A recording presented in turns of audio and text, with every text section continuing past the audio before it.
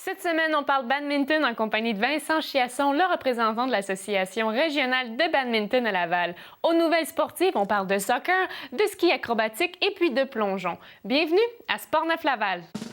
Cette émission Sport 9 Laval vous est présentée à l'antenne de TVRL en association avec le groupe Savoie, les Résidences Soleil.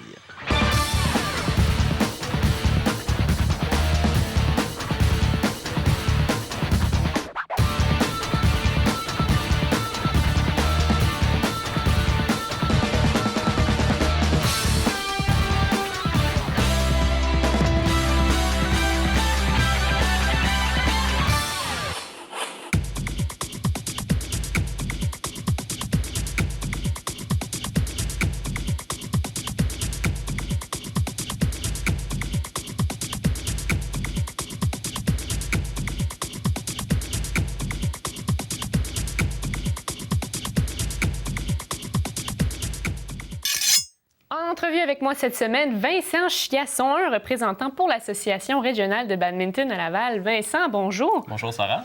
Merci d'avoir accepté notre invitation. Ça me fait un immense plaisir de venir parler de mon sport. Bien, ça nous fait plaisir de t'accueillir ici. Alors, aujourd'hui, on parle de badminton. Donc, on n'entend pas beaucoup parler de badminton. Je pense que c'est un sport qui est un petit peu laissé à côté. On n'en voit pas beaucoup à la télévision. Est-ce que je me trompe? Non, tu as tout à fait raison. Au badminton, c'est un sport qui est un peu négligé, mais pourtant, à travers le monde, c'est le deuxième sport le plus pratiqué, en fait, derrière le soccer. Puis même aux derniers Jeux olympiques de Londres, c'était la finale de la médaille d'or la plus regardée, la finale de badminton. Donc pendant qu'à Wimbledon, on avait Roger Federer puis Andy Murray, le héros local, qui jouait, tout le monde s'arrachait des billets pour aller voir la finale de badminton. Donc dans les pays asiatiques, de l'autre côté de l'océan, c'est davantage ancré dans la culture, mais ici, beaucoup moins.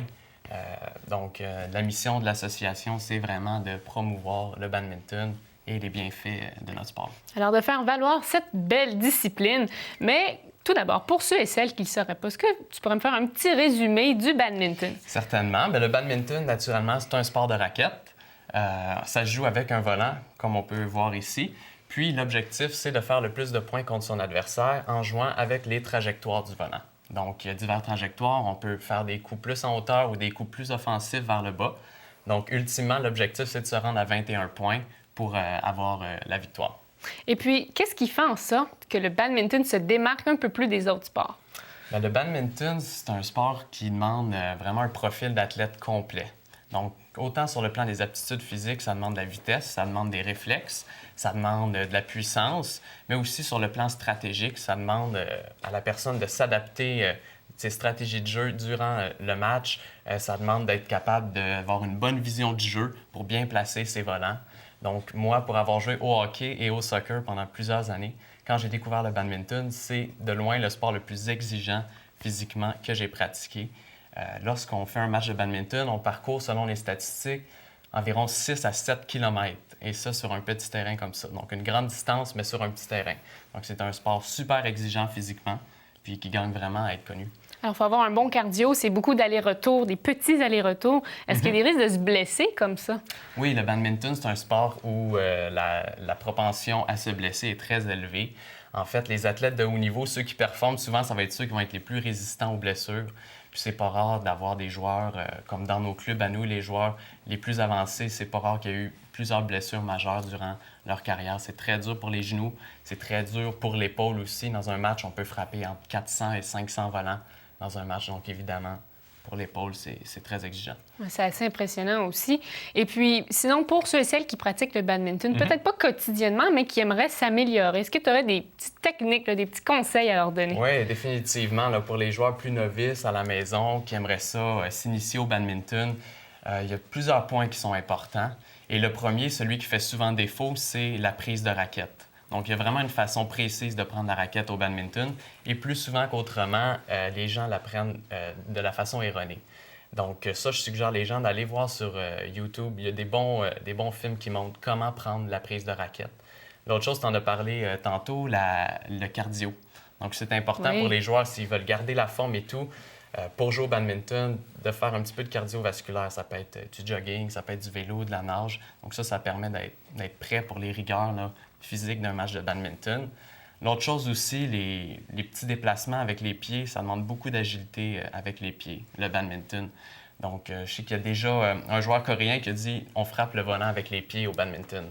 C'est vrai. Tellement que c'est important d'être toujours des petits déplacements, comme tu l'as dit, des petits déplacements agiles. Donc, être en mesure de pratiquer son agilité, ça fait toute la différence. Alors, il y a beaucoup de mouvements. C'est un sport complet, on pourrait dire. On va s'arrêter quelques minutes. On va faire une courte pause. Restez des nôtres, ça sera pas bien.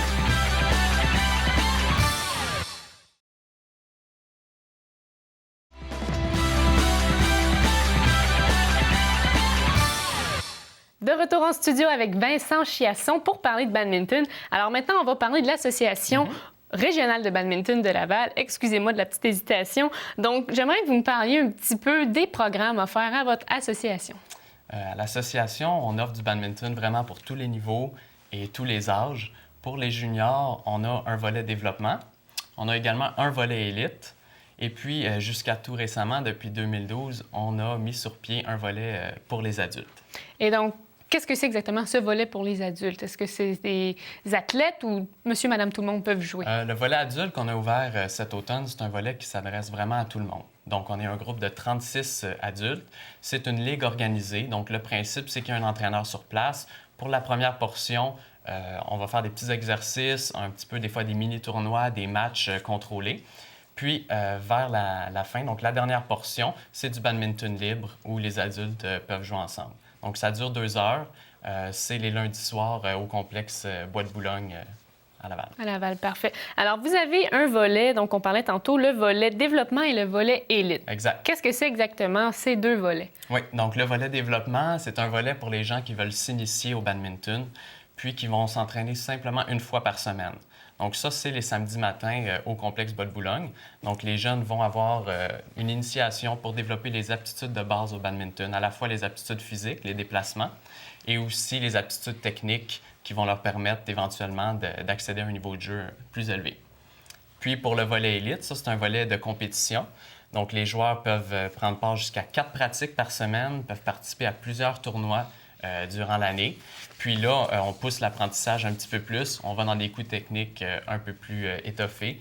Puis les résultats, on va peut-être avoir la chance d'en discuter, mais nos joueurs sont très, très performants. Et puis, est-ce que ça arrive des fois qu'un joueur du volet développement transfère vers le club élite? Oui, bien ça, en tant que coordonnateur du volet développement, c'est vraiment ma plus grande fierté. Quand on voit un jeune qu'on a initié au badminton, qui a la piqûre, puis qui décide d'aller parfaire ses aptitudes à un niveau supérieur, pour moi, c'est vraiment ce qu'il y a de plus valorisant. Puis oui, ça arrive fréquemment. Environ 5 à 10 personnes par année vont transférer au volet élite. Puis on fait toujours un petit camp d'évaluation à la fin, au printemps, pour voir les joueurs de développement qui seraient intéressés à aller en volet élite. Et puis, dans le volet élite, à quoi est-ce que les jeunes doivent s'attendre particulièrement au niveau des pratiques, au niveau des matchs, puis tout ça? Oui, bien, le volet élite sont très bien encadrés. Ils ont une équipe de 6 à 7 entraîneurs qui font des rotations pour les pratiques. Donc, on fait beaucoup d'exercices sur les déplacements. On fait des exercices de multivolants. Donc, on travaille beaucoup le volume de frappe. On va beaucoup faire des situations de match, donc des routines qui demandent de ne pas faire d'erreurs pendant de longues séquences. Donc, c'est un niveau de jeu plus élevé. Alors, on a parlé des athlètes élite, au niveau élite, donc maintenant, parlons des tournois. Alors, la région de Laval a remporté la médaille d'or aux Jeux du Québec pour la première fois de son histoire. C'est un bel exploit. Oui, c'est un titre qui nous échappait depuis plusieurs années. Puis ça s'explique vraiment par le beau volet élite qui a été mis sur pied, le groupe d'entraîneurs qui a fait beaucoup d'efforts pour encadrer les jeunes, l'esprit d'équipe aussi qui est excellente au sein du club élite, puis le fait qu'on puisse offrir aux jeunes plusieurs pratiques par semaine, ça les a permis vraiment de se démarquer des autres régions. Puis on est très fiers de ce résultat-là. Bien, félicitations. Merci. Donc, vous offrez plusieurs pratiques par semaine. Ça doit être pendant l'hiver. Puis, mais rendu à l'été, est-ce que vous offrez un camp estival, je crois, pour perfectionner ces joueurs-là? Oui, le badminton, comme j'ai dit, c'est un sport 4 saisons. Durant l'été, on offre une option qui est très intéressante pour les familles lavalloises, qui est le camp estival. Donc, ça consiste en des cours le matin. Donc, les jeunes peuvent s'inscrire pour 125 $. Ils ont accès à 6 semaines de cours de badminton les avant-midi. Puis, en après-midi, il y a du badminton libre qui est ouvert à toutes les familles lavalloises. Donc, ça, c'est gratuit. C'est très bien. Donc, appel à toutes les familles lavalloises pour aller au badminton. Pour plus de détails, où est-ce que les gens peuvent se diriger pour ce camp estival? Bien, l'inscription va débuter à la mi-avril, puis ça va être mis sur notre site Internet au www.arblaval.ca. Puis il va y avoir le dépliant, va être dans les bureaux municipaux des loisirs et aussi dans les bibliothèques pour ceux qui voudraient s'en procurer un. Alors, vous avez le volet récréatif, le volet élite. Pour les joueurs élites, à partir de 18 ans, est-ce que vous offrez quand même des possibilités pour eux de continuer au badminton? Bien, tout à fait. Ceux qui veulent continuer leur carrière au badminton peuvent rester dans le volet excellence qui offre une plateforme d'entraînement pour les joueurs les plus avancés. L'entraîneur, c'est Jean-Paul Girard, qui est un ancien entraîneur de l'équipe canadienne olympique. Donc, les joueurs qui terminent leur carrière junior peuvent continuer au volet excellence à raison de 4-5 pratiques par semaine. Puis, ces joueurs-là, souvent, vont participer à des tournois nationaux, parfois même des tournois internationaux même. Est-ce qu'il y a beaucoup de tournois dans une année comme ça? Oui, bien, au badminton, on a des tournois à la fois régionaux, donc qui se déroulent à Laval. Il y a des tournois provinciaux, évidemment, à travers la province de Québec. Puis ça va jusqu'aux tournois nationaux, puis même internationaux. Bien, excellent. Alors, je vois qu'il y a une belle possibilité pour les athlètes en badminton. Qu'est-ce qu'on pourrait faire un petit peu pour promouvoir un peu plus le badminton? Est-ce qu'il y aurait une solution, selon toi? Bien, j'inviterais tout le monde à l'essayer au moins une fois, le badminton, que ce soit de venir voir un tournoi aussi. Donc, souvent, on a des tournois. On peut aller sur le site de Badminton Québec. Il y a des tournois, puis voir un match en personne, c'est vraiment différent que le voir à la télévision ou souvent, ce qu'on s'imagine du badminton, qui n'est pas un sport super actif, mais lorsqu'on est aux abords du terrain, qu'on voit la vitesse d'exécution, qu'on voit la puissance qui est requise, je pense qu'il n'y a pas de raison pour pas qu'on ait envie de pratiquer ce sport-là. Excellent, Vincent. Merci beaucoup pour toute cette information. Ça fait plaisir. Merci pour l'invitation. Bien, ça nous a fait plaisir. Alors, on se laisse sur ces quelques images de l'Association régionale de badminton de Laval.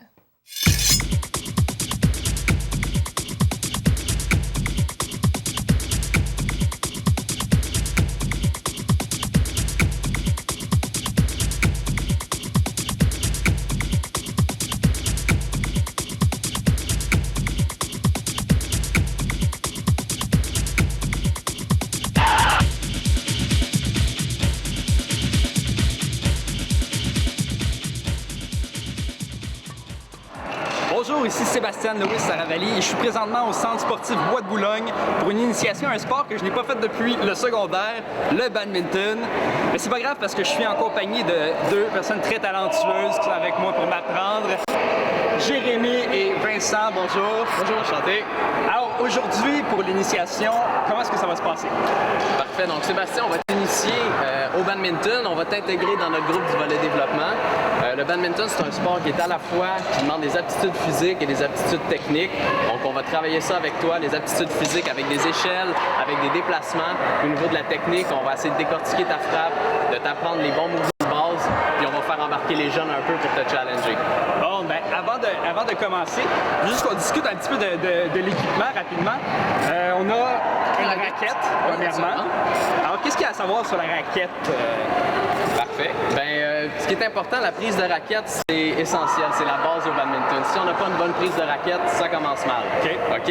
Donc, mettons que tu me serres la main, Sébastien. Oui. OK? Mais tu vas faire la même chose avec la raquette. Tu serres la main de la raquette.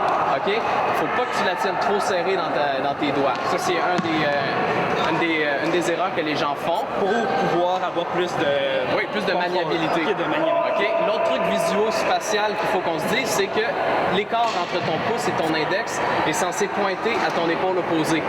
Donc, c'est censé faire un V qui pointe à ton épaule opposée. C'est ça. OK. Comme ça, c'est parfait. Tu es prêt à embarquer puis performer. Ça me donne une espèce d'angle dans la raquette. C'est ça qu'on cherche. C'est ça qu'on cherche, exactement. OK. Est-ce que c'est un sport où on va frapper avec le poignet ou c'est vraiment tout le bras qui va frapper? C'est surtout avec l'avant-bras, je dirais. OK, mais c'est surtout le bras est tout en action, comme ça ici on le tire, mais au final c'est beaucoup un mouvement de l'avant-bras. Frapper du poignet, c'est pas bon, et frapper tout du bras, c'est un gros défaut qu'on retrouve chez les joueurs qui débutent. Naturellement, on recherche une combinaison des deux pour maximiser la puissance. OK. Parfait. Donc, on a la raquette. Le volant, est-ce que... je sais qu'on utilise souvent des volants comme ça en plastique. Oui. Ma grand-mère me disait que dans son époque, elle avait un volant en plume. Est-ce que c'est encore le cas? Oui, ben en fait, au volet développement, on joue avec des volants de plastique. OK? C'est plus approprié pour des gens qui débutent. Mais quand on est rendu à un niveau élite, là, on joue avec des volants en plume. C'est plus coûteux, mais c'est plus performant. Ah, bon, ben je viens d'apprendre aujourd'hui que ma grand-mère était élite en badminton. Bon. Alors, je pense qu'on est prêt à commencer. Mais avant, je veux juste savoir, au niveau du terrain, Oui. Par exemple, au tennis, je sais qu'il y a différents types de terrain. Il y a comme la gravelle, du ciment. Oui. Est-ce qu'au badminton, on peut jouer, mettons, dans le gazon? Y a-t-il différents types de terrain? Non, ben on peut pas jouer à l'extérieur, c'est vraiment un sport intérieur. Mais au niveau compétitif plus élevé, on joue sur un terrain qui est une surface en caoutchouc, qui est un tapis qu'on installe par-dessus un terrain pour que ce soit beaucoup plus antidérapant et amener des meilleures performances pour les athlètes. Bon, ben c'est parfait. Je pense qu'on sait ce qu'on a à savoir sur le badminton. Maintenant, on va aller sur le terrain. Alors, Jérémy, je suis prêt à commencer. C'est quoi les différents coups qu'on peut retrouver au badminton? OK, mais on va commencer par le coup en fond de terrain. Avec cette technique-là, je vais te montrer, tu vas être capable de faire un smash, un dégagé et un amorti, qui est tout avec une technique similaire en fond de terrain. Donc, tu peux te placer juste ici. Oui. Peut-être juste me regarder au début, ça va être facile, tu vas pouvoir analyser un petit peu mon positionnement. OK. Donc, je vais me placer en fond de terrain. Je m'enlève de truquer un tout petit peu. Oui. Et tu vas voir, on va commencer par les pieds. Donc, tu vas avoir un pied qui va supporter ton poids en arrière. Ça va être la jambe droite, la jambe de ta raquette, comme on appelle au badminton. Si t'es droitier, on dit la jambe de la raquette, jambe droite, main droite. Ça va comme ça. Et un coup placé comme ça, ton poids te supporte vers l'arrière. Oui. On veut regarder ton bras. On veut qu'il soit décollé, un angle de 90 degrés dans l'épaule, dans le coude, et dans le poignet ici. Donc avec la prise du coup droit comme on a regardé tantôt. Donc si tu regardes, ça fait venir un angle ici, un angle là et un angle là. C'est bon? Donc avec une position comme ça, tu es prêt à attendre un volant pour venir le frapper en haut de ta tête. OK, puis c'est important d'être Ça va. derrière le terrain, dans le fond, plus au fond. Oui, derrière le terrain, mais tu vas te déplacer un petit peu. Tu vas te placer en dessous du volant tout le temps pour maximiser ta frappe. Parfait, donc j'ai mon poids ici, j'ai mon angle de 90 degrés. Oui, le deuxième comme et ça, le excellent. troisième. Puis quand tu vas venir frapper, qu'est-ce que je veux voir? C'est 3 étapes. Pousse, tourne, frappe. Donc la frappe vient en dernier. Donc tu vas venir pousser, tourner et ensuite frapper. OK. Est-ce que ça va? On va regarder. Je vais détailler ta frappe comme ça. C'est comme ça que je vais pouvoir mieux te conseiller et t'aider à frapper. C'est bon? Ça marche. Donc Yannick va te faire un service. C'est là, c'est bon. On va avec un autre.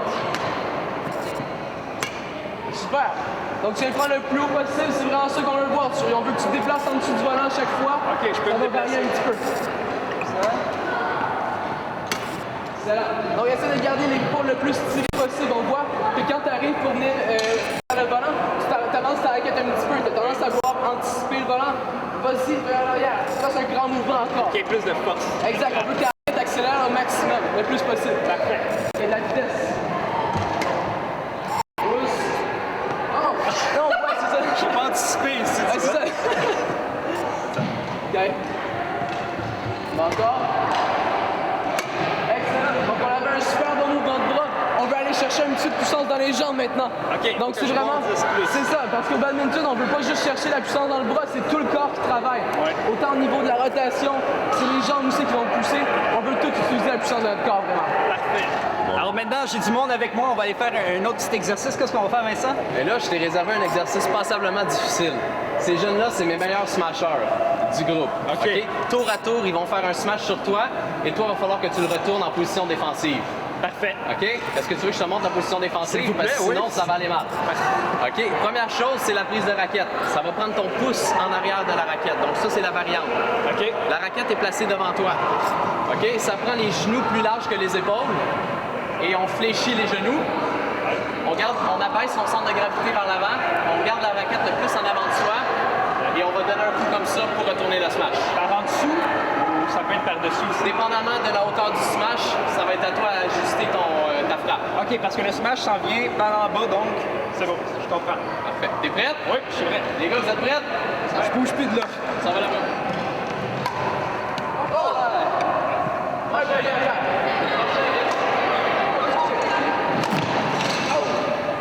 Deux sur deux, droite.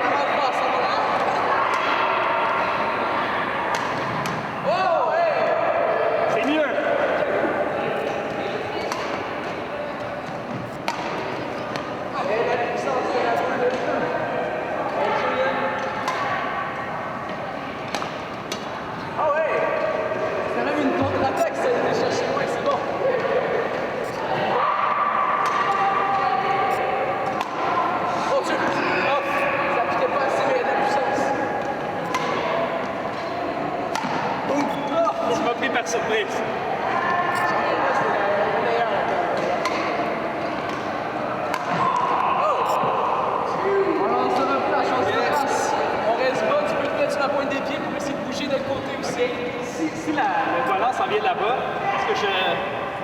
change Tu peux de changer côté. de place, c'est une possibilité. Mais idéalement, vu que ça vient très vite, tu n'as pas vraiment le temps de faire ce mouvement-là. On peut tout le temps pour aller le chercher. Donc, C'est plus je efficace. bondis et je frappe. Exact. Ça, Mais l'escrime. si tu as le temps, c'est une autre solution, c'est très bien aussi. Oui. C'est bon. Alors, jusqu'à présent, on a joué beaucoup dans le fond du filet. Plus proche, qu'est-ce qu'on peut faire maintenant? Ben, quand on arrive proche du filet, il y a un coup qui s'appelle le coup filet, dans le fond. Et c'est un coup qui demande un déplacement particulier. Est-ce que tu as déjà fait de l'escrime, Seb? Non, j'aimerais bien. OK, donc c'est similaire à une fente en escrime, ce qu'on va faire maintenant. OK. Alors, si tu es droitier, tu vas placer ta jambe droite en avant et tu vas l'étirer ton bras comme ça. Est-ce que j'ai encore la fente qui pointe vers mon... Non, à ce moment-là, vu qu'on est sur le revers, il va falloir que tu prennes ta prise avec le pouce sur le revers, ici. Et on se place comme ça. Parfait. OK? Donc, Jérémy va te lancer des volants. Puis toi, ton objectif, ça va être de faire un coup filet qui tombe dans la boîte. OK. Donc, un petit coup. Oui. Est-ce que c'est un amorti? Un amorti, on peut considérer ça comme un amorti, mais c'est important que tu ne donnes pas de coup avec le volant. Tu fais juste présenter la raquette. Le volant va rebondir tout seul sur ta raquette. D'accord. OK? Donc, on se place de l'autre côté. Si tu es capable, Sébastien, d'avoir une trajectoire plus comme ça. OK? OK? C'est un bon. Exact. OK. Hey, salut. Oui. Je pense qu'on a un champ. À date, c'est pas pire. Hop, juste quand j'en parle. C'est bon? À la caméra, on dirait que je l'ai rentré. On en a encore, on en a encore. Ça. Excellent. Yes! C'est ça. On est juste frôler le volant, parfait. Super. Good job.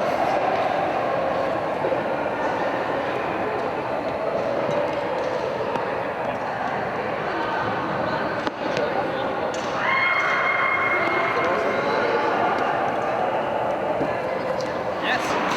Là, j'ai appris que Vincent avait un défi pour moi. Ben oui, Seb, écoute, ton prochain défi, ça va être de jouer contre un multiple champion provincial et un des médaillés au récent championnat canadien. Alors, ça va être un match de simple. Prépare-toi. Pour te familiariser, je te donne le volant de ta grand-mère en plume. Le volant en plume, ça veut dire qu'on va jouer de façon élite. Alors, ça devrait te porter chance, je l'espère. Juste pour te donner une chance, je vais te laisser commencer.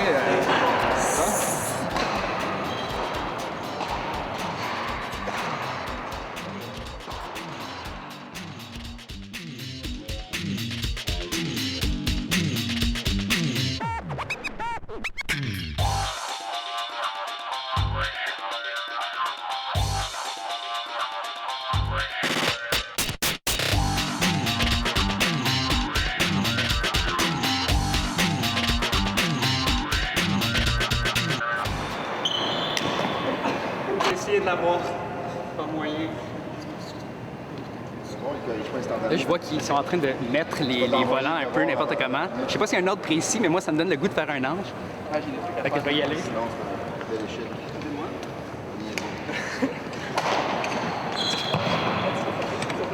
Mon premier range en volant. TVRF. Aux nouvelles sportives cette semaine, un ancien joueur de l'Impact de Montréal au nom de Kite Seiladopoulos propose aux jeunes Lavallois des camps de jour de soccer qui se dérouleront du 25 juin au 16 août prochain aux écoles Les Trois Soleils à Seine-Dorothée ainsi qu'à l'école Paul Comtois à Vimont. Pour une première année, l'école de Kite s'associe au camp de jour de Bois-de-Boulogne situé dans le quartier Huntsic à Montréal afin d'étendre cette passion pour le soccer vers Laval. Résident depuis 3 ans à Seine-Dorothée, Kite Seiladopoulos sait stimuler l'intérêt pour le soccer et possède l'expérience nécessaire pour contribuer à développer le talent chez les enfants, et ce, pour tous les niveaux de jeu. Depuis qu'il a tourné la page sur sa carrière professionnelle, Kite a tenu plusieurs cliniques d'entraînement partout en province. En 2010, il a fondé son école de soccer et a développé une solide expertise d'enseignement auprès des enfants. En 2012, il a accueilli plus de 1500 jeunes dans le but de transmettre sa passion pour le soccer. Le programme d'entraînement est élaboré de façon à ce que les jeunes apprennent et pratiquent les aspects techniques du soccer. Kate a commencé à jouer au soccer pour le club Hermès du Parc Extension à Montréal. Son talent exceptionnel lui a permis de jouer avec des équipes des niveaux 3A de sa région. Il a ensuite été membre de l'équipe nationale des jeunes. À 18 ans, il fut repêché comme joueur demi-centre par l'Impact de Montréal. Kate a joué pour cette équipe pendant près de 10 ans, surtout comme substitut. La période d'inscription pour le camp de jour de soccer est présentement débutée. Les personnes intéressées n'ont qu'à consulter le site Internet qui est le www.campboisdeboulogne.com ou téléphoner au 514-332-3002 du lundi au vendredi de 9h à 17h. Rappelons que le camp Vimont accueillera des jeunes âgés de 6 à 15 ans, tandis que celui de Seine-Dorothée s'adressera aux jeunes âgés de 4 à 12 ans. La plongeuse olympique Jennifer Abel, le triathlète Francis Lefebvre et la sprinteuse Clémence Paiement sont au nombre des 36 athlètes étudiants à avoir reçu une bourse pour l'année 2013 de la Fondation de l'athlète Excellence du Québec. Jennifer Abel a reçu une bourse de soutien à la réussite académique et sportive de 10 000 $ de l'entreprise Brad, qui l'appuie depuis déjà 3 ans. L'étudiante en communication à l'UQAM a récolté 2 médailles d'argent au tremplin de 3 mètres lors des séries mondiales de plongeon à Pékin et à Dubaï le mois dernier. Francis Lefebvre, quant à lui, a reçu une bourse d'études de 4 000 $ de l'entreprise Darcierie Hazon. Lefebvre, qui étudie en administration au cégep André Laurando, a terminé 6e au championnat canadien junior de triathlon en 2012, lui qui avait remporté la médaille d'or l'année précédente. De son côté, Clémence Paiement a reçu également une bourse de 4 000 $ de la Fondation Bruni-Surin. Elle a pris le 13e rang des championnats juniors de 2012 et elle détient le record québécois chez les 60 mètres au niveau juvénile depuis février 2012. Elle étudie en commercialisation de la mode au cégep Marie-Victorin. La Fondation a pour mission de soutenir financièrement les athlètes étudiants et de les appuyer dans leur poursuite vers l'excellence. Au cours des 5 dernières années, la Fondation a distribué plus de 3,7 millions de $ en bourse. Sabrina Guérin et Mélissa Corbeau ont réalisé un exploit digne de mention en montant sur le podium lors du championnat canadien des sauts en ski acrobatique sur les pentes du centre de ski Le Relais à Lac-Beauport le 25 mars dernier. Membre de l'équipe nationale, Sabrina Guérin a été couronnée la reine de l'épreuve. Elle a mis la main sur le titre de la championne canadienne en effectuant une double manœuvre vrillée et un double périlleux full-full. Oui, full-full, qu'elle n'a toutefois pas réussi à atterrir. Sabrina aimerait bien pouvoir monter sur le podium de la Coupe du monde lors de la prochaine saison afin d'améliorer ses chances de participer aux Jeux olympiques d'hiver de 2014 à Sochi. Mélissa Corbeau, quant à elle, a laissé sa marque à sa 2e année en ski acrobatique seulement. Elle s'est illustrée en accrochant le bronze à son cou au championnat canadien. L'athlète de 22 ans, originaire de Duvernay, a surpris les juges. Elle dit qu'elle a terminé sa saison en force. Elle est très heureuse de la qualité de ses sauts. Elle a été capable de gérer la fatigue et les conditions de printemps, mais selon elle, elle aurait pu en faire encore beaucoup mieux.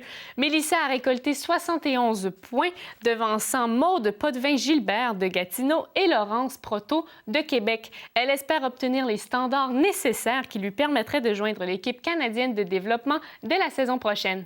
C'est ce qui me fait à cette émission de la semaine. Vous avez des commentaires, des suggestions à nous faire parvenir? Eh bien, n'hésitez pas à le faire par téléphone au 450-973-8005 ou par courriel à info@commercialtvrl.ca. Ici Sarah Bibeau, je vous remercie d'avoir été des nôtres et je vous dis à la semaine prochaine.